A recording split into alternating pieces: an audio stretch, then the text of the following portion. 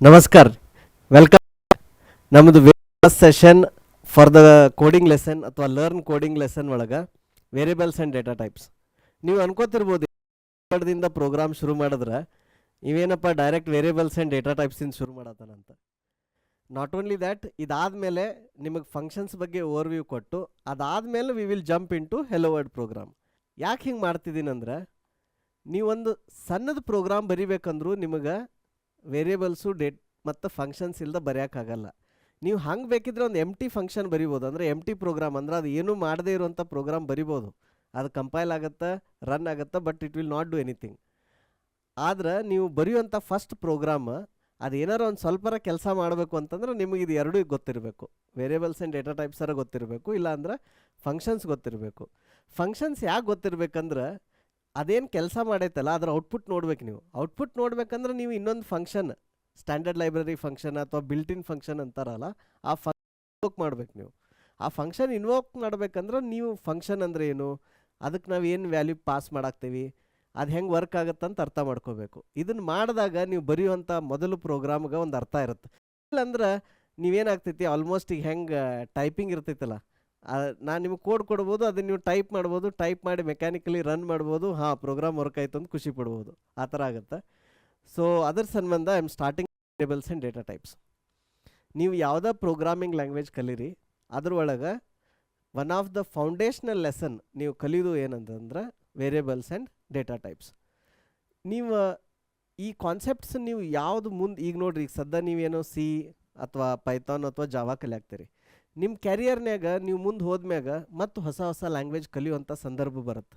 ಆ ಬಂದಾಗ ಸಹಿತ ನೀವು ಮೊದಲು ಏನು ಕಲಿಬೇಕಂದ್ರೆ ಈ ಕಾನ್ಸೆಪ್ಟ್ಸ್ ಕಲಿಬೇಕು. ಇದನ್ನು ಕಲ್ತ್ರಿ ಅಂದ್ರೆ ನಿಮ್ಗೆ ಆ ಲ್ಯಾಂಗ್ವೇಜ್ ಮ್ಯಾಗ ಒಂದು ಫೌಂಡೇಶ್ನಲ್ ಅಂಡರ್ಸ್ಟ್ಯಾಂಡಿಂಗ್ ಬರುತ್ತೆ ಮತ್ತು ಒಂದು ಗ್ರಿಪ್ ಬರುತ್ತೆ.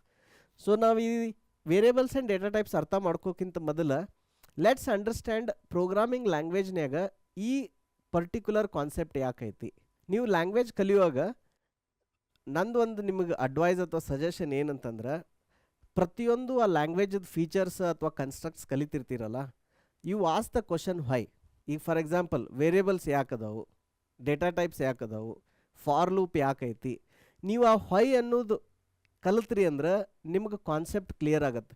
ಸೊ ಮೇಕ್ ಶ್ಯೂರ್ ದಟ್ ನೀವು ಕಲಿಯುವಾಗ ಯಾವಾಗಲೂ ಈ ವೈ ಅನ್ನೋ ಕ್ವಶನನ್ನು ಕೇಳಲೇಬೇಕು. ನೀವು ವೈ ಅಂತ ಕೇಳಿದಾಗ ನಿಮಗೆ ಗೊತ್ತಾಗತ್ತೆ ಏನಂತ, ಇದನ್ನು ಎದಕ್ಕೆ ಮಾಡ್ಯಾರ, ಅದನ್ನ ಎಲ್ಲಿ ಯೂಸ್ ಮಾಡ್ತಾರೆ, ಅದನ್ನು ಯೂಸ್ ಮಾಡದೆ ಏನಾದರೂ ಆಗುತ್ತಾ ಕೆಲಸ ಅಥವಾ ಆಗಲ್ಲ ಅಂತಂದು.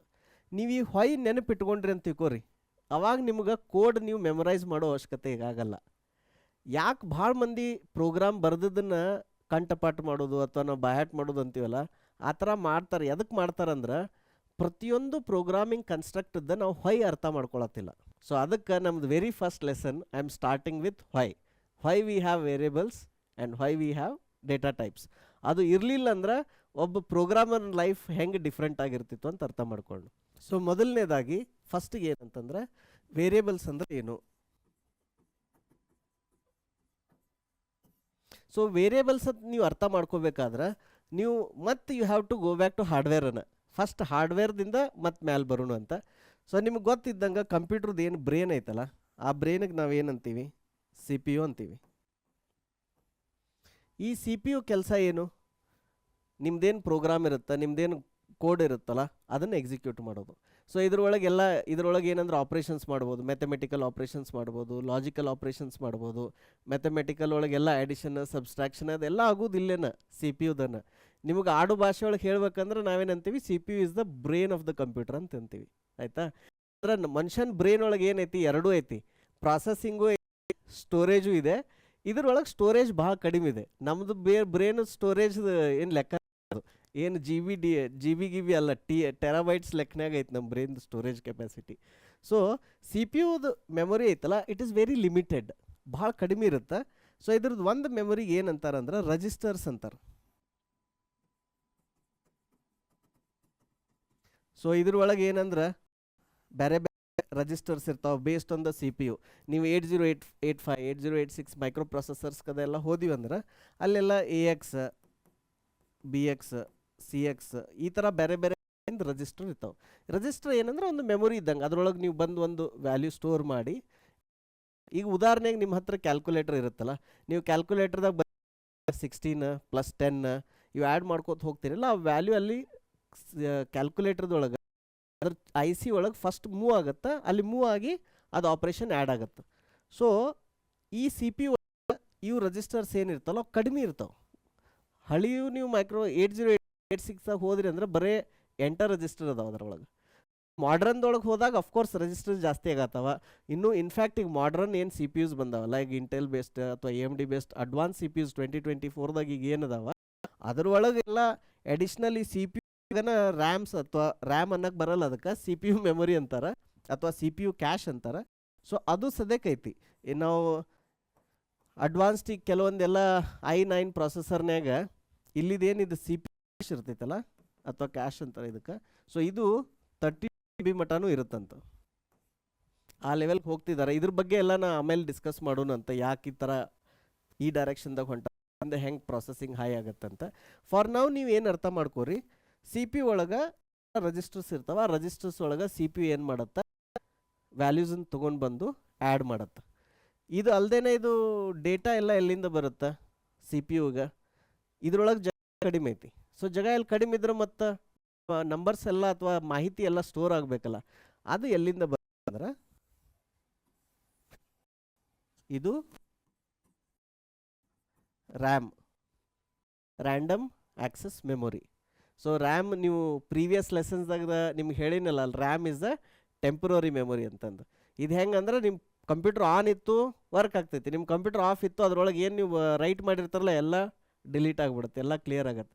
ನೀವು ನಿಮ್ಮ ಫೋನ್ ಆಫ್ ಮಾಡಿದ್ರಿ ಅಥವಾ ಪಿ ಸಿ ಶಟ್ ಡೌನ್ ಮಾಡಿದ್ರಿ ಅಥವಾ ನಿಮ್ಮ ಪ್ರೋಗ್ರಾಮನ್ನು ಫೋರ್ಸ್ ಕಿಲ್ ಮಾಡಿದ್ರಿ, ಅದನ್ನು ಫೋರ್ಸ್ಫುಲಿ ನೀವು ಟರ್ಮಿನೇಟ್ ಮಾಡಿದ್ರಿ ಅಂದ್ರೆ ಅದೇನು ಮಾಹಿತಿ ನಿಮ್ಮ ಪ್ರೋಗ್ರಾಮ್ ಅದ್ರೊಳಗೆ ಸ್ಟೋರ್ ಮಾಡಿರುತ್ತಲ್ಲ ಎಲ್ಲ ಹೋಗ್ಬಿಡುತ್ತೆ. So that is RAM. So C P you ಏನು ಮಾಡುತ್ತೆ, ಈ ರ್ಯಾಮ್ನ ಒಳಗೆ ಮಾಹಿತಿ ಸ್ಟೋರ್ ಮಾಡಿರುತ್ತೆ, ಇದ್ರೊಳಗೆ ಬೈನರಿ ನಿಮ್ಮದು ಕೋಡು ಸ್ಟೋರ್ ಆಗಿರುತ್ತೆ. ಅದು ಏನೇನಿಗೆ ಆ್ಯಡ್ ಮಾಡೋದು, ಅದೇನು ಸ್ಮಾಲ್ ಯೂನಿಟ್ ಆಫ್ ವರ್ಕ್ ಇರುತ್ತಲ್ಲ ಅದು ಅಷ್ಟೇ ಇನ್ಸ್ಟ್ರಕ್ಷನ್ ಇಲ್ಲಿ ತಂದು ಅದನ್ನು ರನ್ ಮಾಡಿ ಮತ್ತು ವಾಪಸ್ ಪುಟ್ಟ ರ್ಯಾಮಿಗೆ ರೈಟ್ ಮಾಡುತ್ತೆ. ಉದಾಹರಣೆಗೆ ನೀವು ಇದಕ್ಕೆ ಹೋಗಿರ್ತೀರಿ, ಎಲ್ಲಿ ಗ್ರಾಸರಿ ಸ್ಟೋರಿಗೆ. ಈಗ ನೋಡ್ರಿ, ಇಲ್ಲೇ ರೂರಲ್ ಪ್ಲೇಸಸ್ನಾಗಾರ ಭಾಳ ಕಾಮನ್ ಐತಿದು. ಅಲ್ಲೆಲ್ಲ ನಾವು ಏನು ಮಾಡ್ತೀವಿ, ನೀವು ಅಂಗಡಿಗೆ ಹೋದ್ರಿ ಅಂದ್ರೆ ಅವರು ಅಂಗಡಿಯವ್ರು ಏನು ಮಾಡ್ತಾರೆ, ಒಂದು ಪೇಪರ್ ಅಥವಾ ಒಂದು ಚಿಟ್ ತೊಗೊಂಡು ಇಲ್ಲೇನು ಮಾಡ್ತಾರೆ, ನಂಬರ್ ಆಫ್ ಐಟಮ್ಸ್ ಬರೀತಾರೆ, ರೈಟ್. ಐಟಮ್ಸ್ ಬರೆದು ಇಲ್ಲಿ ಅದ್ರ ಪ್ರೈಸ್ ಬರೀತಾರೆ. ಈ ಥರ ಬೇರೆ ಬೇರೆ ಐಟಮ್ಸ್ ಬರೆದು ಈ ಥರ ಪ್ರೈಸ್ ಬರೀತಾರೆ. ಎಷ್ಟೋ ಕಡೆ ಇನ್ನೂ ಕಡೆ ಕ್ಯಾಲ್ಕುಲೇಟ್ರು ಯೂಸ್ ಮಾಡೋಕ್ಕೆ ಹೋಗಲ್ಲ. ಏನು ಮಾಡ್ತಾರೆ, ಫಸ್ಟ್ 32 + 10 42, ದೆನ್ 42 + 10 52, ದೆನ್ 52 + 12 64. ಇಲ್ಲಿ ಅಬ್ಸರ್ವ್ ಮಾಡಿರಿ, ಅವ್ರು ಏನು ಮಾಡಾಕ್ತಾರೆ, ಒಂದು ನಂಬರ್ ತೊಗೊಂಡು ನೆಕ್ಸ್ಟ್ ನಂಬರ್ ಮಾಡಿ ಆ ಬಂದದ್ದು ಸಮ್ಮನ್ನು ನೆಕ್ಸ್ಟ್ ಈ ನಂಬರ್ಗೆ ಆ್ಯಡ್ ಮಾಡಿ ಮತ್ತು again they remember this sum. So ಹೆಚ್ಚು ಕಡಿಮೆ ಸಿ ಪಿ ಯು ಏನು ಮಾಡಾಕ್ತೈತಲ್ಲ ಅದು ಸೇಮು ಮಾಡುತ್ತೆ. When it is doing any computations, ಯಾವ ಒಂದು ಆಪ್ರೇಷನ್ ಮಾಡ್ತೈತಲ್ಲ ಅದಕ್ಕೆ ಬೇಕಾಗಿರುವಂಥ 1 ಅಥವಾ 2 ಪ್ಯಾರಾಮೀಟರ್ ಬಂದು ಅದನ್ನು ಕಂಪ್ಯೂಟ್ ಮಾಡಿ ಮತ್ತು ವಾಪಸ್ ರಿಸಲ್ಟ್ ಶೇರ್ ಮಾಡುತ್ತೆ ಮತ್ತು ನೆಕ್ಸ್ಟ್ ಸೆಟ್ ಆಫ್ ವೇರಿಯೇಬಲ್ಸ್ ಅಥವಾ ವ್ಯಾಲ್ಯೂಸ್ ತೊಗೊಳುತ್ತೆ. ಸೊ ಈಗ ಇಲ್ಲಿ ನೀವೆಲ್ಲರೂ ನೋಡಿರೇನು, ಯಾರು ಹಿಂಗೊಂದು ನಂಬರ್ ಇರ್ತಾವೆ ಅದನ್ನು ನೋಡಿ ಅಟ್ ಅ ಟೈಮ್ ಸ್ಕ್ಯಾನ್ ಮಾಡಿ ಅದ್ರ ಟೋಟಲ್ ತೆಗೆಯೋದು ಎಲ್ಲರೂ ನೋಡಿರಿ. It is human possible. So you are basically doing that internal. ನೀವು ಒಂದೊಂದು ನಂಬರ್ ಆ್ಯಡ್ ಮಾಡಿ ನಿಮ್ಗೆ ಏನಾಗ್ತೈತಿ, ಫೈನಲ್ ಸಮ್ ಬರಾಗ್ತೈತಿ. ಸೊ ಅದೇ ರೀತಿ ಸಿ ಪಿ ಯುನು ಏನು ಮಾಡುತ್ತೆ, ಎಲ್ಲ ನಂಬರ್ಸ್ ಇಲ್ಲಿ ಇರ್ತೈತಿ, ಕೋಡ್ ಇಲ್ಲಿರುತ್ತೆ, ಅದರದ್ದು ಕೋಡ್ ಇಲ್ಲಿರುತ್ತೆ. ಸೊ ಸಿ ಏನು ಮಾಡುತ್ತೆ, ಈ ಕೋಡ್ ಎಕ್ಸಿಕ್ಯೂಟ್ ಮಾಡಿ ಒಂದೊಂದು ನಂಬರ್ಸ್ ಅಲ್ಲಿ ತೊಗೊಂಡು ಬಂದು ಅವನು ಆ್ಯಡ್ ಮಾಡಿ ರಿಟರ್ನ್ ಮಾಡುತ್ತೆ. So same example in urban places ಒಳಗೆ ಏನು ಆ ಥರ ಕೈಲೇ ಯಾರು ಮಾಡಲ್ಲ ಜಾಸ್ತಿ, ಅಥವಾ ಕ್ಯಾಲ್ಕುಲೇಟರ್ ಇಲ್ದನೂ ಮಾಡಲ್ಲ. ಇನ್ಫ್ಯಾಕ್ಟ್ ಅರ್ಬನ್ ಪ್ಲೇಸಸ್ನಾಗೆಲ್ಲ ಈಗ ಏನಿರುತ್ತೆ, ಸ್ಕ್ಯಾನಿಂಗ್ ಮಷೀನ್ ಇರುತ್ತೆ, ಕ್ಯೂ ಆರ್ ಕೋಡ್ ಸ್ಕ್ಯಾನ್ ಮಾಡ್ತಾರೆ, ಆಟೋಮೆಟಿಕ್ಲಿ ಐಟಮ್ಸ್ ಆ್ಯಡ್ ಆಗ್ತಾವೆ. ಬಟ್ ಬಿಹೈಂಡ್ ದ ಸೀನ್ ಅಲ್ಲೂ ಅದೇ ವರ್ಕ್ ಆಗ್ತಿರ್ತೈತೆ. ಅಲ್ಲೂ ಏನಂದ್ರೆ ಐಟಮ್ಸ್ ಒಂದೊಂದು ಆ ಸಾಫ್ಟ್ವೇರ್ ಸ್ಕ್ಯಾನ್ ಮಾಡಿ ಲಿಸ್ಟಿಗೆ ಹಾಕಿದಾಗ ಅದು ಅಲ್ಲಿ ಕ್ಯಾಲ್ಕುಲೇಟ್ ಮಾಡಿ ನಿಮ್ಮ ಸ್ಕ್ರೀನ್ದಾಗ ಈಗ like total is 100, total is 42, ನಾವು ಟೋಟಲ್ ಈಸ್ 52, ಟೋಟಲ್ ಈಸ್ 64 ಅಂತ ನಿಮಗೆ ಕಾಣುತ್ತೆ. So behind the scene the same logic is working. It is just that ನಾವು ಮನುಷ್ಯ ಮಾಡೋ ಬದಲು ಏನು ಒಂದು ಕಂಪ್ಯೂಟರ್ ಮಾಡಾಕ್ತೈತಿ, ಕಂಪ್ಯೂಟರ್ ಪ್ರೋಗ್ರಾಮ್ ಮಾಡಾಕ್ತೈತಿ. ಸೊ ಕ್ವಶನ್ ಈಸ್ ಇದ್ರೆ ಇಲ್ಲಿ ಸಿ ಪಿ ಯುದಾಗ ಮೆಮೊರಿ ಇದ್ರೆ ಮತ್ತು ಯಾಕೆ ರ್ಯಾಮ್ ಬೇಕಿತ್ತು? ದಟ್ ವಿ ಹ್ಯಾವ್ ಟು ಏನಂದ್ರೆ ಸಿ ಪಿ ಯು ಭಾಳ ಕಾಸ್ಟ್ಲಿ ಇರ್ತೈತಿ. ಫಾರ್ ಎಕ್ಸಾಂಪಲ್ ಇನ್ 2024 ನಾವು ನೀವೇನಾರ ಇಂಟೆಲ್ i9 ತೊಗೊಂಡ್ರಿ ಅಂತ ತಿಳ್ಕೊರಿ, ನಿಮಗೆ ಪ್ರೊಸೆಸರ್ ಕಾಸ್ಟ್ನ 32,000 ರೂಪಾಯಿ ಐತಿ. ಸೊ ದ ಪ್ರೊಸೆಸರ್ಸ್ ನೀವು ಕ್ಯಾಬಿನೆಟ್ ತೊಗೊಂಡ್ರಿ ಅಂದ್ರೆ the most expensive hardware is processor. Second, ಆ ಪ್ರೊಸೆಸರ್ನ ಮ್ಯಾನುಫ್ಯಾಕ್ಚರ್ ಮಾಡುವಂಥ ಟೆಕ್ನಾಲಜಿ ಐತಲ್ಲ ಅದು ಬರೀ ಕೆಲವೇ ಕಂಪ್ನಿಗಳ ಕಡೆ ಇದೆ ಮತ್ತು ಕೆಲವರ ಕಡೆ ಇದೆ. ಇದು ಎಷ್ಟು ಇಂಪಾರ್ಟೆಂಟ್ ಐತಿ ಟೆಕ್ನಾಲಜಿ ಅಂದ್ರೆ ಯಾರ ಹತ್ರ ಅದನ್ನು ತಯಾರು ಮಾಡುವಂಥ ರೋಬೋಟ್ಸು ಮಷಿನ್ ಇರ್ತಾವಲ್ಲ ಅದನ್ನು ಒಂದು ದೇಶದವರು ಇನ್ನೊಂದು ದೇಶದಿಂದ ಖರೀದಿ ಮಾಡ್ಬೇಕಂದ್ರೆ ಆ ಪ್ರಧಾನಮಂತ್ರಿ ಅಥವಾ ಇವರೆಲ್ಲ ಇನ್ವಾಲ್ವ್ ಆಗ್ತಾರೆ, ಇನ್ವಾಲ್ವ್ ಆಗ್ತಾರೆ. ಅಂದರೆ ಈಗ ಆರ್ಮ್ಸ್ ಡೀಲ್ ಹೆಂಗೆ ಆಗ್ತೈತಲ್ಲ ದೇಶಗಳ ಮಧ್ಯೆ, ಆ ರೀತಿ ಈ ರೋಬೋಟ್ ಬಗ್ಗೆ ಅವ್ರು ಯಾರು ಮಿತ್ರ ರಾಷ್ಟ್ರ ಇರ್ತಾರ ಅಥವಾ ಬಿಸ್ನೆಸ್ ಪಾರ್ಟ್ನರ್ ಇರ್ತಾರೋ ಅವ್ರಿಗೆ ಅಷ್ಟ ಕೊಡ್ತಾರೆ. ಹೀಗಾಗಿ ಆ ಟೆಕ್ನಾಲಜಿ ಭಾಳ ಕಾಂಪ್ಲಿಕೇಟೆಡ್ ಟೆಕ್ನಾಲಜಿ ಐತಿ. It is very secret guarded technology ಐತಿ. ಹೀಗಾಗಿ ಸಿ ಪಿ ಯು ಏನೈತಿ is the one of the most expensive hardware in any computer. ಅದಕ್ಕೆ ನಾವು ಈ ಸಿ ಪಿ ಯು ಮೆಮೊರಿ ಆಗಲಿ ಇದೇನಾಗಲಿ ಎಷ್ಟು ಬೇಕಷ್ಟು ಮಾಡೋಕ್ಕಾಗಲ್ಲ. ಅದೇ ರ್ಯಾಮ್ ಐತಲ್ಲ, ರ್ಯಾಮ್ ಅಷ್ಟು ಕಾಂಪ್ಲಿಕೇಟೆಡ್ ಇಲ್ಲ. ರ್ಯಾಮ್ ಮಾಡುವಂಥ ಫ್ಯಾಕ್ಟ್ರಿನೂ ಭಾಳ ಅದಾವ, ಅದನ್ನ ಕಂಪ್ನಿ ಭಾಳ ಅದಾವ, ಟೆಕ್ನಾಲಜಿನೂ ಅವೈಲೇಬಲ್ ಐತಿ. ಸೊ ಅದಕ್ಕೆ ಏನು ಮಾಡ್ತೀವಿ ಅಂದ್ರೆ ನಾವು ನಮ್ಮ ಸಾಫ್ಟ್ವೇರ್ ರ್ಯಾಮ್ದೊಳಗೆ ಲೋಡ್ ಮಾಡಿ C P U RAM access ಮಾಡ್ತೈತಿ. ಸೊ ಮೇನ್ಲಿ ಇದು ಯಾಕೆ ಈ ಥರ ಆಗೈತಂದ್ರೆ ಮ್ಯಾನುಫ್ಯಾಕ್ಚರಿಂಗ್ ಕಾಸ್ಟ್ ಅಥವಾ ಅದರದ್ದು ಆಪ್ರೇಷನಲ್ ಕಾಸ್ಟ್, ಫಿಸಿಕಲ್ ಕಾಸ್ಟ್, ಇವೆರಡರಿಂದ ಸಿ ಪಿ ಯು ಮತ್ತು ರ್ಯಾಮ್ ಅಂತ ನಾವು ಎರಡು ಡಿಫ್ರೆಂಟ್ ಹಾರ್ಡ್ವೇರ್ ಮಾಡೇವಿ. ಸೊ ಈಗ ಹಂಗಿದ್ರೆ ರ್ಯಾಮ್ ಐತಿ, ರ್ಯಾಮ್ಗೆ ನೀವು ವ್ಯಾಲ್ಯೂ ಸ್ಟೋರ್ ಮಾಡಬೇಕು, ಅದನ್ನು ಸಿ ಪಿ ಯು ಕೊಡಬೇಕು ಅಂದ್ರೆ ರ್ಯಾಮ್ ಹೆಂಗಿರ್ತೈತೆ ಅನ್ನೋದು ತೋರಿಸ್ತೀನಿ ನಿಮಗೆ. ರ್ಯಾಮ್ ಇಂಟರ್ನಲ್ಲಿ ಎಕ್ಸಾಕ್ಟ್ಲಿ ಹಿಂಗೆ ಇರಲ್ಲ, ನಾ ಅದನ್ನು ಸಿಂಪ್ಲಿಫೈ ಮಾಡಿ ನಿಮಗೆ ಡಯಾಗ್ರಾಮ್ದಾಗ ತೋರ್ಸಾಕ್ತೇನೆ ಸೊ ದ್ಯಾಟ್ ನಿಮ್ಗೆ ಕಾನ್ಸೆಪ್ಟ್ ಅರ್ಥ ಆಗಲಿ ಅಂತಂದು. ಸೊ ರ್ಯಾಮ್ ಏನಂತಂದ್ರೆ ಒಂದು ಮೆಮೊರಿ ಇದ್ದಂಗೆ. ಈ ಅಂದ್ರೆ ಪ್ರತಿಯೊಂದು ಲೊಕೇಶನ್, ಈಗ ಒಂದೊಂದು ಬಾಕ್ಸ್ ಐತಲ್ಲ, ಈಗ ಇದು ಒಂದೊಂದು ಬಾಕ್ಸ್ 1 ಬೈಟ್ ಐತೆ ಕೋರಿ, ಓಕೆ, ಇದಕ್ಕೊಂದು ಅಡ್ರೆಸ್ ಇರ್ತೈತಿ. ಈಗ ಸೇ ಮೊದಲನೇ ಬ್ಲಾಕಿಗೆ ಇಲ್ಲಿ ಏನು ಅಡ್ರೆಸ್ ಐತಿ, ಇದು ಫಸ್ಟ್ದು 1000 ಐತೆ ಅಂತ ಇಟ್ಕೋರಿ. ಸೊ ಇದು 1 ಬೈಟ್ ಐತಿ. ಎರಡನೇದು ಎಷ್ಟು ಇರುತ್ತೆ, ಇದು 1001 ಇರುತ್ತೆ. ಇದ್ರ ಅಡ್ರೆಸ್ ಏನಿರುತ್ತೆ 1002 ಇರುತ್ತೆ, ಈ ಥರ. So it is like a id. ಇದ್ರೊಳಗೆ ಈ ಥರ ವ್ಯಾಲ್ಯೂಸ್ ಅಥವಾ ನಿಮ್ದು ಏನು ಮಾಹಿತಿ ಅದನ್ನು ಸ್ಟೋರ್ ಮಾಡ್ಬೋದು. ಸೊ ನೀವು ರ್ಯಾಮ್ ಒಳಗೆ ಈ ಸಂಖ್ಯೆಗಳನ್ನು ಸ್ಟೋರ್ ಮಾಡಬೇಕು. ಸ್ಟೋರ್ ಮಾಡಿ ಅದನ್ನು ಸಿ ಪಿ ಯು ಕಳಿಸ್ಬೇಕು, ಆಯಿತಾ. ಇನ್ ಕೇಸ್ ವೇರಿಯೇಬಲ್ಸ್ ಅಂತ ಕಾನ್ಸೆಪ್ಟ ಇರಲಿಲ್ಲ ಅಂತ ತಿಳ್ಕೊರಿ ಕಂಪ್ಯೂಟರ್ ಸೈನ್ಸ್ ಒಳಗೆ. ಹಾಂ, ಇರಲಿಲ್ಲ ಅಂದ್ರೆ ನೀವು ಪ್ರೋಗ್ರಾಮ್ ಬರೆಯುವಾಗ ಥಿಂಕ್ ಮಾಡಬೇಕಿತ್ತು, ಓ ರ್ಯಾಮ್ ಎಷ್ಟೈತಿ, ನಂದು ರ್ಯಾಮ್ ಐತಿ, ಅದ್ರೊಳಗೆ ಸ್ಟಾರ್ಟಿಂಗ್ ಅಡ್ರೆಸ್ ಎಲ್ಲೈತಿ, ಎಂಡ್ ಅಡ್ರೆಸ್ ಎಲ್ಲೈತಿ, ಆಮೇಲೆ ನಂದು ಈ ಪರ್ಟಿಕ್ಯುಲರ್ ವೇರಿಯೇಬಲ್ನ ಯಾವ ಅಡ್ರೆಸ್ದಾಗ ಸ್ಟೋರ್ ಮಾಡಬೇಕು, ಮತ್ತು ಅದನ್ನು ಮಾಡುವಾಗ ಅಲ್ಲಿ ಯಾರು ಆಲ್ರೆಡಿ ರೈಟ್ ಮಾಡ್ಯಾರೇನು, ಅದು ಜಾಗ ಖಾಲಿ ಐತೇನೋ ಎಲ್ಲ ಥಿಂಕ್ ಮಾಡಬೇಕಾಗ್ತಿತ್ತು. ಅಂದ್ರೆ ನಾ ಫಾರ್ ಎಕ್ಸಾಂಪಲ್ ಈಗ 51 ಸಂಖ್ಯೆ ಸ್ಟೋರ್ ಮಾಡ್ಬೇಕು ರ್ಯಾಮ್ನ್ಯಾಗ. ಸೊ ನನಗೆ ಕೋಡ್ ಏನು ಬರಿಬೇಕಂದ್ರೆ ಜಾಗ ಎಲ್ಲಿ ಖಾಲಿ ಐತಿ, ಪ್ಲಸ್ ಅದರ ಅಡ್ರೆಸ್ ಏನು, ಇದನ್ನ ಎಲ್ಲ ನೀವು ನೆನಪಿಟ್ಕೋಬೇಕಾಗ್ತಿತ್ತು.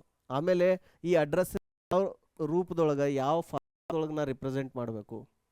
ಆಮೇಲೆ ಕೆಲವೊಂದು ರ್ಯಾಮ್ 8 GB ಇರ್ತಾವೆ, ಕೆಲವೊಂದು 16 GB ಇರ್ತಾವೆ. ಸೊ ಹೌ ದಟ್ ನೀವು ಪ್ರೋಗ್ರಾಮ್ ಬರೆಯುವಾಗ ನಿಮ್ಗೆ ಗೊತ್ತಿಲ್ಲಲ್ಲ, ನೀವು ಪ್ರೋಗ್ರಾಮ್ ಬರೆಯುವಾಗ ಇದು 4 GB ರ್ಯಾಮ್ದಾಗ ರನ್ ಆಗುತ್ತಾ, 8 GB ಆಗುತ್ತಾ, 16 GB ಆಗುತ್ತೆ, ನಿಮಗೆ ಗೊತ್ತಿಲ್ಲ ಅದರ ಟಾರ್ಗೆಟ್ ಮಷಿನ್ ಏನೈತಂತ. ಸೊ ಈ ಎಲ್ಲ ಕಾಂಪ್ಲಿಕೇಶನ್ಸನ್ನು ಪ್ರೋಗ್ರಾಮರ್ಗೆ ಅವ್ರಿಗೆ ಇದು ಆಗೋದು ಬೇಡ ಅಂತ ಹೇಳಿ ವೇರಿಯೇಬಲ್ಸ್ ಅಂತ ಬಂತು. ಈಗ ಮೊದಲು ಬೈನರಿ ಲ್ಯಾಂಗ್ವೇಜ್ನಾಗ ಬರೀತಿದ್ರಲ್ಲ, ಅಲ್ಲೇನೂ ಇರಲಿಲ್ಲ. ಸೊ ಬೈನರಿ ಲ್ಯಾಂಗ್ವೇಜ್ದಾಗ ಪ್ರೋಗ್ರಾಮರ್ ಅವ್ರು ಥಿಂಕ್ ಮಾಡ್ಬೇಕು, ಏನಂದ್ರೆ ಈ ವ್ಯಾಲ್ಯೂನ ಎಲ್ಲಿ ಸ್ಟೋರ್ ಮಾಡಬೇಕು, ಎಲ್ಲಿಂದ ಅದನ್ನು ರಿಟ್ರೀವ್ ಮಾಡಬೇಕು. ಸೊ ಅದನ್ನು ಡಿಸೈನ್ ಮಾಡುವಾಗನ ಅವರು ಅಡ್ರೆಸ್ ಬಗ್ಗೆ ಮಾಡ್ತಿದ್ರು. ಅವಾಗ ಹೆಂಗಂದ್ರೆ ಒಂದು ಸಿ ಪಿ ಯುದಾಗ ಒಂದೇ ಪ್ರೋಗ್ರಾಮರ್ ರನ್. ಆದರೆ ಈಗ ಹಂಗಲ್ಲ, ನಿಮ್ಮ ಲ್ಯಾಪ್ಟಾಪ್ನಾಗ ನೀವು ಒಂದು ಕಡೆ ಬ್ರೌಸರ್ ಓಪನ್ ಮಾಡಿರ್ತೀರಿ, ಇನ್ನೊಂದ್ರಾಗ ಸಾಂಗ್ ಕೇಳ್ತಿರ್ತೀರಿ, ಇನ್ನೊಂದ್ರಾಗ ಗೇಮ್ ಆಡ್ತಿರ್ತೀರಿ, ಇನ್ನೊಂದ್ರಾಗ ಅಸೈನ್ಮೆಂಟ್ ಮಾಡ್ತಿರ್ತೀರಿ, ಆಮೇಲೆ ಅಪ್ಲಿಕೇಶನ್ ಲಾಂಚ್ ಮಾಡೋದು ಕ್ಲೋಸ್ ಮಾಡೋದು ಇದೆಲ್ಲ ಮಾಡ್ತಿರ್ತೀರಿ. ಸೊ ಅವಾಗ ನಮಗೆ ಯಾವ ಅಪ್ಲಿಕೇಶನ್ ಡೇಟಾ ಎಲ್ಲಿ ರ್ಯಾಮ್ನ್ಯಾಗ ಕೊಡುತ್ತಂತ ಇರಲ್ಲ. ಸೊ ನಿಮ್ಗೆ ವೆರಿ ಹೈ ಲೆವೆಲ್ ರ್ಯಾಮ್ ಅಂದರೆ ಈ ಥರ ಒಂದು ನೀವೇನು ಅನ್ಬೋದು. ಇದಕ್ಕೆ ಇನ್ನೊಂದು ಉದಾಹರಣೆ ಏನಂತಂದ್ರೆ ಒಂದು ಟ್ರೈನ್ ಒಳಗೆ ರಿಸರ್ವೇಷನ್ ಮಾಡ್ತಿರಲ್ಲ ಆ ಥರ. ನಾ ಅದಕ್ಕೆ ಮೆಮೊರಿ ಅಲೋಕೇಶನ್ ಅದು ಹೆಂಗಾಗುತ್ತೆ ಅವಾಗ ಹೇಳ್ತೀನಿ. ಬಟ್ ಏನಂದ್ರೆ ಈ ಥರ ಸ್ಲಾಟ್ಸ್ ಇರ್ತಾವೆ. ಈ ಸ್ಲಾಟ್ಸ್ನ್ಯಾಗ ನೀವು ಯಾವಾಗ ನಿಮ್ಮ ಪ್ರೋಗ್ರಾಮ್ ಕೇಳುತ್ತಲ್ಲ ನಮಗೆ ಈ ಥರ ಇಷ್ಟು ಬೇಕು ಅಂತ, ನಿಮ್ಗೆ ಏನಾಗುತ್ತೆ ಆಪ್ರೇಟಿಂಗ್ ಸಿಸ್ಟಮ್ ಏನು ಮಾಡುತ್ತೆ ಅಷ್ಟು ಮೆಮೊರಿ ನಿಮಗೆ ಅಲೋಕೇಟ್ ಮಾಡುತ್ತೆ. ಈ ಥರ ನೀವು 1 ಬೈಟ್ ಕೇಳ್ಬೋದು, 2 ಬೈಟ್ 3 ಬೈಟ್ ಕೇಳ್ಬೋದು. ಅದು ಅಲ್ಲಿ ಇತ್ತಂದ್ರೆ ಕೊಡ್ತೈತಿ ರ್ಯಾಮ್ದಾಗ ಜಾಗ ಇಲ್ಲಂದ್ರೆ ಔಟ್ ಆಫ್ ಅಂತ ಎರರ್ ಬರ್ತೈತಿ. ನಿಮ್ಗೆ ಯಾವಾಗಾರ ನೋಡಿರ್ಬೋದು ನೀವು ನಿಮ್ಮ ಫೋನ್ದಾಗ ಲ್ಯಾಪ್ಟಾಪ್ನ್ಯಾಗ ಮೆಮೊರಿ ನಾಟ್ ಅವೈಲೇಬಲ್, ಆಮೇಲೆ ಕೆಲವೊಂದು ಪ್ರೋಗ್ರಾಮ್ ಕ್ರ್ಯಾಶ್ ಆಗಿಬಿಡ್ತಾವೆ, ಔಟ್ ಆಫ್ ಮೆಮೊರಿ ಎಕ್ಸೆಪ್ಷನ್ ಅಂತ ಹೇಳಿ ರನ್ ಆಗಲ್ಲ ಅವ್ರು ಅದನ್ನು ಹ್ಯಾಂಡಲ್ ಮಾಡಿದ್ರೆ. So you would have seen that error. ಇದೇ ರೀತಿ ಇದೇನಂದ್ರೆ ಈ ಥರ ಪ್ರೋಗ್ರಾಮ್ ರನ್ ಆಗುವಾಗ ರ್ಯಾಮ್ ಒಳಗೆ ನೀವು ಈ ಥರ ಒಂಥರ ರಿಸರ್ವೇಷನ್ ಮಾಡ್ದಂಗೆ. ಸೊ ರ್ಯಾಮ್ ಈ ಥರ ಇರುತ್ತಲ್ಲ, ಸೊ ಹಂಗಿದ್ರೆ ಪ್ರೋಗ್ರಾಮರ್ ಲೈಫ್ ಈಸಿ ವೇರಿಯೇಬಲ್ಸ್ ಅಂತ ಬಂತು. ಸೊ ವೇರಿಯೇಬಲ್ಸ್ ರಫ್ಲಿ ಏನಂದ್ರೆ ಈ ಜಾಗ ಐತಿ. ಸೊ ಈ ಜಾಗಕ್ಕೆ ಒಂದು ಹೆಸರು, for example name. So name ಇದು ಇಲ್ಲಿ ಸ್ಟೋರ್ ಆಗೈತಿ. ಇದ್ರ ಅಡ್ರೆಸ್ ಎಷ್ಟು ಇರ್ಬೋದು, ಸೇ 10,500 ಇರ್ಬೋದು ಅಡ್ರೆಸ್ಸು. ಅದೇ ರೀತಿ ಈಗ ಇದು ಇಲ್ಲೇನು ಸ್ಟೋರ್ ಮಾಡೀವಿ, ಏಜ್ ಸ್ಟೋರ್ ಮಾಡೀವಿ. ಇದರ ಅಡ್ರೆಸ್ ಎಷ್ಟಿರ್ಬೋದು, 500. ಸೊ ನೀವು ಪ್ರೋಗ್ರಾಮ್ ಬರೆಯೋರು ಅದನ್ನು ನೆನಪಿಟ್ಕೋಬೇಕಂತ ಅವಶ್ಯಕತೆ ಇಲ್ಲ, ಅದು ಎಲ್ಲದಲ್ಲಿ ಅಲೋಕೇಟ್ ಆಗ್ಬೋದು. ಸೊ ನೀವು ಬರೀ ವೇರಿಯೇಬಲ್ ಹೆಸರು ಮಾತ್ರ ಯೂಸ್ ಮಾಡಿ ನೀವು ಆ ಸ್ಥಾನಕ್ಕೆ ನಿಮ್ಮ ವ್ಯಾಲ್ಯೂ ಸ್ಟೋರ್ ಮಾಡ್ಬೋದು ಮತ್ತು ಅದನ್ನು ರಿಟ್ರೀವ್ ಮಾಡ್ಬೋದು. ಸೊ ನಾನು ನಿಮಗೆ ಬಿಗಿನಿಂಗ್ದಾಗ ಹೇಳಿದ್ನಲ್ಲ why question. So let's address the why question. The why variables exist ಅಂದ್ರೆ ನಾವು ವೇರಿಯೇಬಲ್ಸ್ ಇರಲಿಲ್ಲ ಅಂದ್ರೆ ನಾವು ರ್ಯಾಮ್ದು ಅಡ್ರೆಸ್ ಬರೋದು ಕೋಡ್ ಬರಿಬೇಕಾಗ್ತಿತ್ತು. ಈ ಅಡ್ರೆಸ್ನಾಗ ಈ ವ್ಯಾಲ್ಯೂ ಸ್ಟೋರ್ ಮಾಡು, ಈ ಅಡ್ರೆಸ್ದಿಂದ ಈ ವ್ಯಾಲ್ಯೂ ರೀಡ್ ಮಾಡು. So coding would have become extremely difficult. ಅವಾಗೆಲ್ಲ ನಾವು ಕೋಡಿಂಗ್ ಕಲಿಯೋದು ಭಾಳ ಮಂದಿಗೆ ಸಾಧ್ಯ ಆಗ್ತಿರ್ಲಿಲ್ಲ. ಅದ್ರ ಸಂಬಂಧ ನಾವು ಇನ್ಸ್ಟೆಡ್ ಆಫ್ ಈ ಅಡ್ರೆಸ್ ನೆನಪಿಟ್ಕೊಳ್ಬಾರ್ದು ಬರಿಬೇಕಾಗಿದ್ರೆ ಕೋಡಿಂಗ್ ಭಾಳ ಡಿಫಿಕಲ್ಟ್ ಆಗ್ತಿತ್ತು. That is reason number 1. So one thing ಏನಂದ್ರೆ ಸಿಂಪ್ಲಿ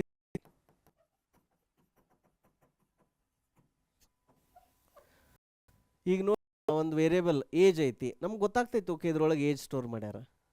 ಇನ್ನೊಂದು ವೇರಿಯೇಬಲ್ ನೇಮ್ ಅಂತ ಬರಿತೀವಿ, ಅದು ಗೊತ್ತಾಗತ್ತೆ ಇದ್ರೊಳಗೆ ನೇಮ್ ಐತಂತ.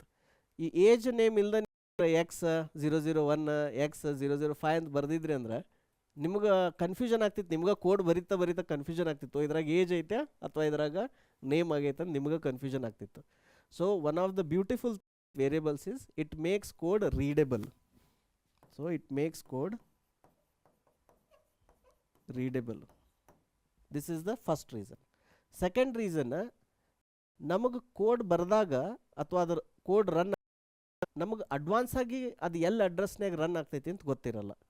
ಭಾಳ ಹಳೆ ಅಂದ್ರೆ ಬೈನರಿ ಟೈಮ್ನಾಗ ಬರೆಯುವಾಗ ಅಥವಾ ಸಿಂಪಲ್ ಒಂದೇ ಪ್ರೋಗ್ರಾಮ್ ಬರೆದು ರನ್ ಮಾಡ್ತಿದ್ರಲ್ಲ, ಅವಾಗ ಅವ್ರು ಸ್ಪೆಸಿಫಿಕ್ ಅಡ್ರೆಸ್ ಟಾರ್ಗೆಟ್ ಮಾಡಿ ಬರೀತಿದ್ರು.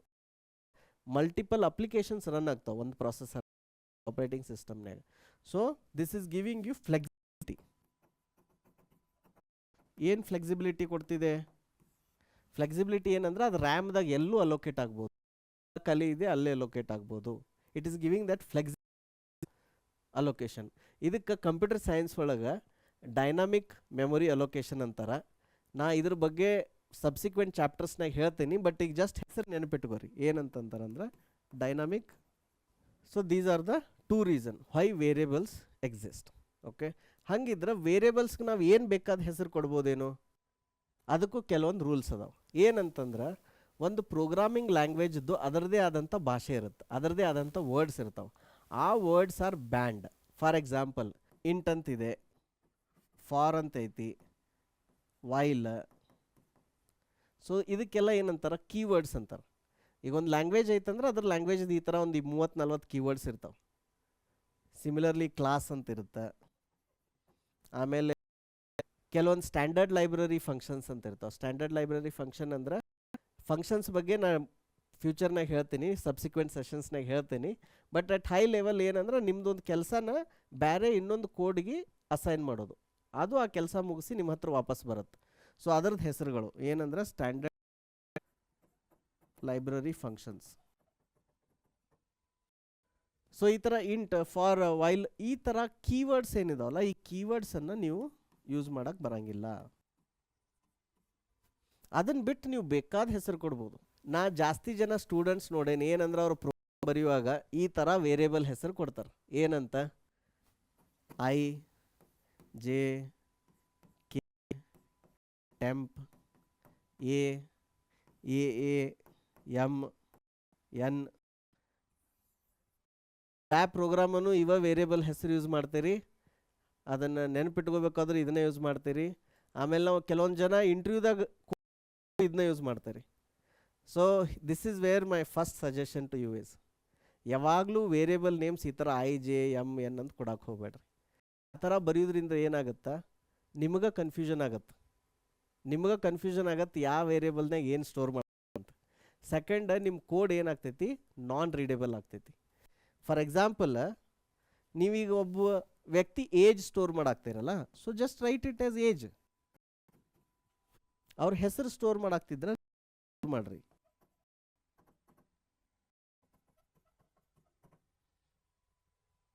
ಅವ್ರದ್ದು ಹೈಟ್ ಸ್ಟೋರ್ ಮಾಡಾಕ್ತಿದ್ರೆ ಅಂದ್ರೆ ಹೈಟ್ ಅಂತ ವೇರಿಯೇಬಲ್ ಹೆಸರು ಕೊಡ್ರಿ.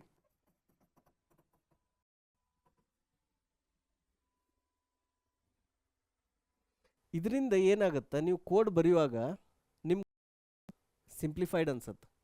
ಈ ವೇರಿಯೇಬಲ್ಸ್ ಹೆಂಗೆ ನೇಮ್ ಮಾಡಬೇಕು, ಅದನ್ನು ಅಪ್ರಾಪ್ರಿಯೇಟ್ ನೇಮಿಂಗ್ ಕನ್ವೆನ್ಷನ್ ಏನು, ಆಮೇಲೆ ಬೇರೆ ಬೇರೆ ಟೈಪ್ ಆಫ್ ವೇರಿಯೇಬಲ್ಸ್ ಬೇರೆ ಬೇರೆ ಟೈಪ್ ಆಫ್ ನೇಮಿಂಗ್ ಕನ್ವೆನ್ಷನ್ ಇರುತ್ತೆ. ಸೊ ನಾನು ನಿಮಗೆ ಇಂಡಿವಿಜುವಲ್ ಪ್ರೋಗ್ರಾಮಿಂಗ್ ಲ್ಯಾಂಗ್ವೇಜ್ ಕೋಡಿಂಗ್ ಕಲಿಸುವಾಗ ಏನು ಮಾಡ್ತೀನಿ, ಈಚ್ ಲ್ಯಾಂಗ್ವೇಜ್ದು ಆ ಥರ ನಿಮ್ಗೆ ಲಿಸ್ಟ್ ಕೊಡ್ತೀನಿ. Right way to name variables. ಎಷ್ಟೋ ಇಂಟರ್ವ್ಯೂ ಒಳಗೆ ನೀವು ವೇರಿಯೇಬಲ್ಸ್ ನೇಮ್ಸ್ ಕರೆಕ್ಟ್ ಕೊಟ್ರಿ ಅಂದ್ರೆ ನಿಮ್ಗೆ ಕೋಡ್ ಬರೆಯೋಕೆ ಈಸಿ ಆಗುತ್ತೆ, ಎಕ್ಸ್ಪ್ಲೇನ್ ಮಾಡೋಕ್ಕೂ ಈಸಿ ಆಗುತ್ತೆ. ಸೊ ಇವತ್ತಿನಿಂದ ಯಾರ್ಯಾರು ಈ ಸೆಷನ್ ಕೇಳಾಕ್ತಿರಲ್ಲ, ಕೋಡ್ ಬರೆಯುವಾಗ ಈ ಥರ I J K L M N ಅಂತ ಈ ಥರ ಯೂಸ್ ಮಾಡೋದು ಬಿಡ್ರಿ. ಅದಾಗಿ ಪ್ರಾಪರ್ ನೇಮ್ಸ್ ಕೊಡ್ರಿ, ನಿಮ್ಗೆ ಕೋಡಿಂಗ್ ಇದರಿಂದ ಈಸಿ ಆಗುತ್ತೆ. ನಿಮ್ಗೇನು ಅನಿಸುತ್ತೆ, ಟೈಮ್ ವೇಸ್ಟ್ ಆಗುತ್ತೆ ಅನ್ನಿಸ್ಬೋದು. ಆದ್ರೆ ಯಾರು ವೇರಿಯೇಬಲ್ ನೇಮ್ಸ್ ಸರಿ ಕೊಡ್ತಾರಲ್ಲ ಅವ್ರಿಗೆ ಅದನ್ನ ಲಾಜಿಕ್ ಥಿಂಕ್ ಮಾಡೋಕೆ. ಆಮೇಲೆ ಎಷ್ಟೋ ಜನ ಬರೀ ಕೋಡ್ ಒಂದು 10 ಲೈನ್ ಬರೆದಿರ್ತಾರೆ, ಮುಂದೆ ಹೋಗಿ ಕನ್ಫ್ಯೂಸ್ ಏನು ಮಾಡಿಬಿಡ್ತಾರೆ, ಐದದ್ದು ಜೆಗೆ ಯೂಸ್ ಮಾಡಿರ್ತಾರೆ, ಜೆ ಇರ್ತಾರೆ, ಬಿಕಾಸ್ ನೆನ್ಪಿಟ್ಕೊಂಡಿರಲ್ಲ ಅವರು ಇದು ಎಲ್ಲಿ ಯೂಸ್ ಆಗ್ತೈತೆ ಅಂತ. ಒಂದು ಇಂಟ್ರೆಸ್ಟಿಂಗ್ ಸ್ಟ್ಯಾಟಿಸ್ಟಿಕ್ಸ್ ಹೇಳ್ತೀನಿ. ಈಗ ಒಂದು ಸಾಫ್ಟ್ವೇರ್ ಡೆವಲಪ್ ಮಾಡ್ಯಾರ ಅಂತ ತಿಳ್ಕೊರಿ. ಆ ಸಾಫ್ಟ್ವೇರದ್ದು ಕೋಡ್ ಇದೆ, ಲೆಟ್ಸ್ ಸೇ ಅದರದೊಂದು 10,000 ಲೈನ್ ಕೋಡ್ ಐತೆ ಅಂತ ತಿಳ್ಕೊರಿ. And that software is in the market for ಅಥವಾ ಕಂಪನಿ ಫಾರ್ 10 years. ಸೊ ಅದ್ರ ಲೈಫ್ ಟೈಮ್ನಾಗ 10,000 ಲೈನ್ ಕೋಡ್, ಇದ್ರದ್ದು ಜಾಸ್ತಿ ಟೈಮ್ ಎಲ್ಲಿ ಸ್ಪೆಂಡ್ ಆಗೈತಿ, ಅದನ್ನು ಬರ್ಯಾಕೆ ಸ್ಪೆಂಡ್ ಆಗೈತೋ ಅಥವಾ ಅದನ್ನು ರೀಡ್ ಮಾಡಕ್ಕೆ. ಸುಮಾರು ಜನ ಏನಂತಾರೆ, ಕೋಡ್ ಬರ್ಯಾಕನ ಟೈಮ್ ತೊಗೋತೈತಲ್ರಿ, ರೀಡ್ ಮಾಡೋಕ್ಕೇನು ಫಾಸ್ಟಾಗಿ ರೀಡ್ ಮಾಡ್ತೀನಿ ಅಂತಾರೆ. Actually it is other way round. So ಏನಂತಂದ್ರೆ ಬರೀ 20% ಮಾತ್ರ ಇದನ್ನು ರೈಟ್ ಮಾಡೋಕ್ಕೆ ಖರ್ಚಾಗತ್ತೆ.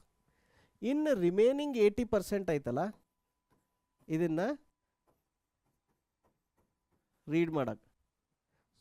ಸೊ ಹಂಗಂದ್ರೆ ಅನ್ಕೋಬೇಡ್ರಿ ಅವ ಯಾವ ಓದ್ಯಾನ ಭಾಳ ಸ್ಲೋ ಇರ್ಬೇಕಂತ ಏನಿಲ್ಲ. ಏನಂತಂದ್ರೆ ನೀವು ಬರೆದದ್ದು ಕೋಡ್ ಬೇರೆ ಇಂಜಿನಿಯರ್ಸ್ ರಿವ್ಯೂ ಮಾಡ್ತಾರೆ, ಅದರೊಳಗೆ ಏನು ಮಿಸ್ಟೇಕ್ ಅದ ಅಂತ ಹೇಳ್ತಾರೆ. ಅದೆಲ್ಲ ಆದಮೇಲೆ ಕೋಡ್ ಏನಾಗ್ತೈತಿ, ಆಮೇಲೆ ಏನಾಗ್ತೈತಿ, ಮುಂದೆ ಹೋದಂಗೆ ಅದ್ರೊಳಗೆ ಬಗ್ಸ್ ಬರ್ತಾವ, ಇಶ್ಯೂಸ್ ಬರ್ತಾವ, ಹೊಸ ಫೀಚರ್ಸ್ ಆ್ಯಡ್ ಮಾಡ್ತೀರಿ. ಅದನ್ನು ಮಾಡಬೇಕಾದ್ರೆ ನೀವು ಕಂಪ್ನಿ ಒಳಗೆ ಇರ್ಬೋದು, ಅಥವಾ ನೀವು ಬಿಟ್ಟು ಹೋಗಿರ್ಬೋದು, ಅಥವಾ ನೀವು ಬೇರೆ ಪ್ರಾಜೆಕ್ಟ್ ಹೋಗಿರ್ಬೋದು, ಇನ್ನೊಬ್ಬ ಹೊಸ ಇಂಜಿನಿಯರ್ ಬಂದಿರ್ತಾರೆ. ಆ ಇಂಜಿನಿಯರ್ ಆ ಕೋಡನ್ನು ಏನು ಮಾಡ್ತಾರೆ, ಮತ್ತೆ ಓದಿ ಅರ್ಥ ಮಾಡ್ಕೋತಾರೆ, ಅದನ್ನು ಚೇಂಜಸ್ ಮಾಡ್ತಾರೆ. ಸೊ ಹಿಂಗೆ ಒಂದು ಸ್ಟ್ಯಾಟಿಸ್ಟಿಕ್ಸ್ ಪ್ರಕಾರ ಕೋಡ್ ಬರೋಂಥ ಕೋಡದ್ದು 80% ಟೈಮ್ ರೀಡ್ ಹೋಗುತ್ತೆ, 20% ರೈಟಿಂಗ್ನೇ ಹೋಗುತ್ತೆ. ಸೊ ಹಂಗಿದ್ದಾಗ ನೀವು ಕೋಡ್ ಬರೆಯುವಾಗ ಅದನ್ನು ಎದಕ್ಕೆ ಆಪ್ಟಿಮೈಸ್ ಮಾಡಬೇಕು, ರೈಟಿಂಗ್ ಸ್ಪೀಡಿಗೆ ಮಾಡ್ಬೇಕಾ, ರೀಡಿಂಗ್ ಸ್ಪೀಡಿಗೆ ಮಾಡಬೇಕು. So you have to focus on this 80%. In fact ಮೈಕ್ರೋಸಾಫ್ಟ್ನಾಗ ನಾವು ವರ್ಕ್ ಮಾಡುವಾಗ ಇಷ್ಟು ಸ್ಟ್ರಿಕ್ಟ್ ರೂಲ್ ಐತಲ್ಲ, ಯಾರ variables name I J K ಹಿಂಗೆಲ್ಲ ಮಾಡಿದ್ರಂದ್ರೆ ಅದನ್ನು ಕೋಡ್ ನಾವು ಚೆಕ್ ಇನ್ ಮಾಡೋಕ್ಕೆ ಬಿಡೋಲ್ಲ. ವೇರಿಯೇಬಲ್ ನೇಮ್ಸ್ ಪ್ರಾಪರ್ ಆಗಿರಬೇಕು. ಆಮೇಲೆ ಅದನ್ನು ಓದಿದ್ರೆ ನಮ್ಗೆ ಅರ್ಥ ಆಗ್ಬೇಕು, ಇದು ಏನು ಇದ್ರದ್ದು. ಈಗ ಏಜ್ ಐತಿ, ಏಜ್ ಬದಲಿ ನೀವು ಏನೋ ಬರೀ ನಂಬರ್ ಅಂತ ತೊಗೊಂಡ್ರಿ. ಈಗ ಏಜ್ ಅನ್ನೋದು ನೀವು ಏಜ್ ಅಂತಲೇ ಕೊಡಬೇಕಂತಿಲ್ಲ, ಕಂಪೈಲರ್ಗೆ ಏನೂ ಫರ್ಕ್ ಬೀಳಂಗಿಲ್ಲ. ಇದು ಒಂದು ನೆನಪಿಟ್ಕೋರಿ, ಏನಂದ್ರೆ ಈ ವೇರಿಯೇಬಲ್ ನೇಮ್ಸ್ ಅದಾವಲ್ಲ, ಇದು ಫಾರ್ ಹ್ಯೂಮನ್ಸ್, ಫಾರ್ ಪ್ರೋಗ್ರಾಮರ್ಸ್. ಕಂಪೈಲರ್ಗೆ ಅದಕ್ಕೆ ಏನು ಫರ್ಕ್ ಬೀಳಲ್ಲ. ನೀವು ಬರೀ ಐ ಅನ್ರಿ, ಜೆ ಅನ್ರಿ, ಕೆ ಅನ್ರಿ, ಎ ಅನ್ರಿ, ಕಂಪೈಲರ್ ವಿಲ್ ವರ್ಕ್. ಕಂಪೈಲರ್ಗೆ ಅದಕ್ಕೆ ನೀವು ಅದ್ರದ್ದು ಏನು ಹೆಸರು ಕೊಡ್ತೀರಿ ಅಂತ ಅದಕ್ಕೆ ಏನೂ ಡಿಫ್ರೆನ್ಸ್ ಬೀಳಲ್ಲ ಕಂಪೈಲ್ ಮಾಡಬೇಕಾದ್ರೆ. ಮತ್ತು ಪ್ರಾಸೆಸರ್ಗೂ ಅದನ್ನು ರನ್ ಮಾಡಬೇಕಾದ್ರೆ ಏನು ಫರ್ಕ್ ಬೀಳಲ್ಲ, ಬಿಕಾಸ್ ಪ್ರಾಸೆಸರ್ಗೆ ಅಡ್ರೆಸ್ ಸಾಕು, ಕಂಪೈಲರ್ಗೆ ಒಂದು ಯುನಿಕ್ ಹೆಸರು ಸಿಕ್ಕರೆ ಸಾಕು. It is for the humans for whom you make ಏನು variable names more readable and more relatable and more understandable. So ಇವತ್ತಿಂದ ನೀವು ನಮ್ಮ PCS ಪ್ರೋಗ್ರಾಮ್ ಯಾರ್ಯಾರು ಜಾಯ್ನ್ ಆಗತ್ತಿರಲ್ಲ, ಇವತ್ತಿಂದ ನೀವು ಇವು IJKL ML ಬಿಡ್ರಿ, ಪ್ರಾಪರ್ ನೇಮ್ಸ್. ಓಕೆ, ನಾವು ಕೋಡ್ ಬರೆಯುವಾಗ ತೋರಿಸ್ತೀನಿ. ನಾನು ಕೊಡುವಂಥ ಪ್ರತಿಯೊಂದು ಕೋಡ್ ಒಳಗೆ we will make sure that the variable names are proper. So ನಿಮಗೆ ಹೊಯ್ ಅರ್ಥ ಆಯಿತು ಅನ್ಕೋತೀನಿ ನಾ. ಹೊಯ್ ಅಂದರೆ ಯಾಕೆ ವೇರಿಯಬಲ್ ನೇಮ್ಸ್ ಐತಿ, ವೇರಿಯಬಲ್ಸ್ ನೇಮ್ ಇರಲಿಲ್ಲ ಅಂದ್ರೆ ಏನಾಗ್ತಿತ್ತು, ಯಾಕೆ ಇದು ನೇಮಿಂಗ್ ಇಂಪಾರ್ಟೆಂಟ್ ಐತಿ. ಸೊ ಈಗ ವೇರಿಯಬಲ್ ನೇಮ್ಸ್ ಬಗ್ಗೆ ಅರ್ಥ ಆಯಿತು. ನಾವು we will check into data types. But before that variables ಅರ್ಥ ಮಾಡ್ಕೊಳಕ್ಕೆ ನಾನು ನಿಮಗೆ ಇನ್ನೊಂದು ಉದಾಹರಣೆ ಕೊಡ್ತೀನಿ. ನಾನು ನಿಮ್ಗೆ ಹೇಳ್ದಂಗೆ ರ್ಯಾಮ್ದೊಳಗೆ ಈ ಥರ ಏನಂದ್ರೆ ಮೆಮೊರಿದು ಸೆಕ್ಷನ್ ಇರ್ತಾವೆ. ವೇರಿಯಬಲಲ್ಲಿ ಏನು ಮಾಡ್ತೀವಿ, ಡಿಕ್ಲೇರ್ ಮಾಡಿದಾಗ ಸ್ಪೇಸ್ ಹೇಳಿದ್ನಿ. ಇದಕ್ಕೆ ಇನ್ನೊಂದು ಬೆಸ್ಟ್ ಕಂಪ್ಯಾರಿಸನ್ ಏನಂತಂದ್ರೆ, ನಿಮ್ಮ ಹತ್ರ ಒಂದು ಜಾರ್ ಐತೆ ಅಂತ ತಿಳ್ಕೋರಿ. ಈ ಥರ ಜಾರ್ ಅಥವಾ ನೀವೇನಂತಾರೆ ಗ್ಲಾಸಿಂದು ಕಂಟೈನರ್. ಈಗ ನಾವು ಇದ್ರೊಳಗೆ ಸಕ್ರೆ ಸ್ಟೋರ್ ಮಾಡೇವಿ. ಸೊ ಇದಕ್ಕೊಂದು ಇಲ್ಲಿ ಲೇಬಲ್ ಐತಿ. ಈ ಲೇಬಲ್ ಮೇಲೆ ಏನಂತ ಬರ್ದೀವಿ ನಾವು, ಶುಗರ್ ಅಂತ ಬರ್ದೀವಿ.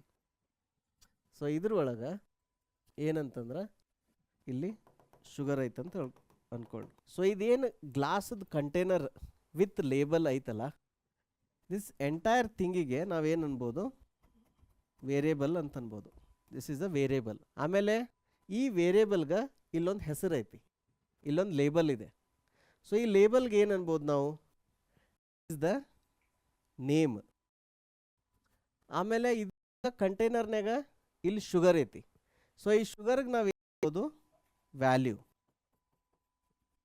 ಸೊ ಈಗ ಇದನ್ನು ನೀವು ರ್ಯಾಮ್ದೊಳಗೆ ಎಕ್ಸಾಂಪಲ್ ತೊಗೊಂಡ್ರಿ ಅಂದ್ರೆ, ಈ ರ್ಯಾಮ್ದೊಳಗೆ ನಾವಿಲ್ಲಿ ಏಜ್ ಅಂತ ಡಿಕ್ಲೇರ್ ಮಾಡೋದು. ಏಜ್ ಅಂತ ಡಿಕ್ಲೇರ್ ಆದಮೇಲೆ ಈ ಏಜ್ ಅನ್ನೋದು ಐತಲ್ಲ, ಈ ಏಜ್ ಅನ್ನೋದು ಏನಂದ್ರೆ ಈ ಬಾಟಲ್ ಮ್ಯಾಗ ಇಲ್ಲಿ ಏನು ನಾವು ಲೇಬಲ್ ಮಾಡೀವಲ್ಲ ಆ ಲೇಬಲ್ ಥರ ಅದು. ಆಮೇಲೆ ಈಗ ಇದು ಆಗೈತಿ, ಇದು ಎಂಟೈರ್ ವೇರಿಯಬಲ್ ಏನೈತಲ್ಲ, ಈ variable is here in the RAM. So ಇದ್ರೊಳಗೆ ನಾವೀಗ ವ್ಯಾಲ್ಯೂ ಎಷ್ಟು ಸ್ಟೋರ್ ಮಾಡೇವಿ, let's say we have store the value which is 25. So this is the content. Content ಅಂದರೆ ಈಗ ಏನು ವ್ಯಾಲ್ಯೂ ಹೇಳಿದ್ನಲ್ಲ 25, this is equal to the sugar. ನಾವು ಹೆಂಗೆ ಆ ಜಾರ್ನ್ಯಾಗ ಅದನ್ನು ಎಂಟಿ ಇಡ್ಬೋದು. ಎಂಟಿ ಅಂದರೆ ಏನು, ಅದರೊಳಗೆ ಏನೂ ಇಡದೇ ಇರ್ಬೋದು. ಅವಾಗ ಇದ್ರ ವ್ಯಾಲ್ಯೂ ಫಾರ್ ಎಕ್ಸಾಂಪಲ್ ಈಕ್ವಲೆಂಟ್ ಏನು 0 ಐತಪ್ಪ ಅಂದಾಗ, ಅಥವಾ ನೀವು ವ್ಯಾಲ್ಯೂ ಸೆಟ್ ಮಾಡಿದ್ರಿ ಅದಕ್ಕೆ 25 ಮಾಡಿದ್ರಿ. So there is some value. So ನೀವು ಜಾರ್ನ್ಯಾಗ ಒಂದು ಸ್ವಲ್ಪ ಶುಗರ್ ಹಾಕಿದ್ರಿ. ದೆನ್ ನೀವು ಆಮೇಲೆ ಏನು ಮಾಡ್ಬೋದು, ಅದರೊಳಗೆ ಇನ್ನೂ ಶುಗರ್ ಹಾಕ್ಬೋದು, ಇನ್ನೂ ಶುಗರ್ ತೆಗಿಬೋದು, ಫುಲ್ ಮಾಡ್ಬೋದು, ಅದನ್ನು ಖಾಲಿ ಮಾಡ್ಬೋದು. ಸಿಮಿಲರ್ಲಿ ನೀವು ಒಂದು ವೇರಿಯಬಲ್ ಡಿಕ್ಲೇರ್ ಮಾಡಿರ್ತೀರಲ್ಲ, ಆ ವೇರಿಯಬಲ್ದು ವ್ಯಾಲ್ಯೂ 0 ಇರ್ಬೋದು. ನೀವು ಅದಕ್ಕೆ ಎಡಿಷನ್ ಮಾಡ್ಬೋದು, ಅಂದ್ರೆ ಇದಕ್ಕೆ ವ್ಯಾಲ್ಯೂ +1 ಮಾಡ್ಬೋದು. ಈ ಥರ ವ್ಯಾಲ್ಯೂ ಅದನ್ನು ಇನ್ಕ್ರಿಮೆಂಟ್ ಮಾಡ್ಕೊತ ಹೋಗ್ಬೋದು, ಅದನ್ನು ಡಿಕ್ರಿಮೆಂಟ್ ಮಾಡ್ಕೊತ ಹೋಗ್ಬೋದು. ಯಾವ ಥರ ಒಂದು ಒಳಗೆ ಅದ್ರದ್ದು ಕಂಟೆಂಟ್ಸ್ ಚೇಂಜ್ ಮಾಡ್ಬೋದು ಆ ಥರ. ಕಂಪ್ಯೂಟರ್ಸ್ ಒಳಗೆ ಏನಾಗುತ್ತೆ, ನೀವು ಒಂದು ವೇರಿಯಬಲ್ ಡಿಕ್ಲೇರ್ ಮಾಡಿದಾಗ ಅದರದ್ದು ಡೇಟಾ ಟೈಪ್ ಅಂತ ಇರ್ತೈತಿ. ಅದನ್ನು ನಾನು ನೆಕ್ಸ್ಟ್. ಸೊ ಡೇಟಾ ಏನಂದ್ರೆ ನೀವು ಇದನ್ನ ಟೂಲ್ ಐತಿ ಕಂಪ್ಯೂಟರ್ನಾಗ. ಈಗ ರಿಯಲ್ ವರ್ಲ್ಡ್ದೊಳಗೆ ನಾ ಈಗ ಕಂಟೈನರ್ ಮ್ಯಾಗ ಶುಗರ್ ಅಂತ ಬರೆದಿರ್ತೀನಿ, ಆದರೆ ಇದ್ರೊಳಗೆ ನಾ ಚಾಪುಡಿ ಹಾಕಿಟ್ರು ಏನು ಫರ್ಕ್ ಬೀಳಲ್ಲ, it will work. But computer ಸೈನ್ಸ್ನೇ ಹಂಗಾಗಲ್ಲ. ನೀವು ಶುಗರ್ ಅಂದ್ರೆ ಹಾಕಬೇಕು, ಚಾಪುಡಿ ಅಂದರೆ ಚಾಪುಡಿನ ಹಾಕಬೇಕು. ಆ ಸ್ಟ್ರಿಕ್ಟ್ ರೂಲ್ ಇರುತ್ತೆ.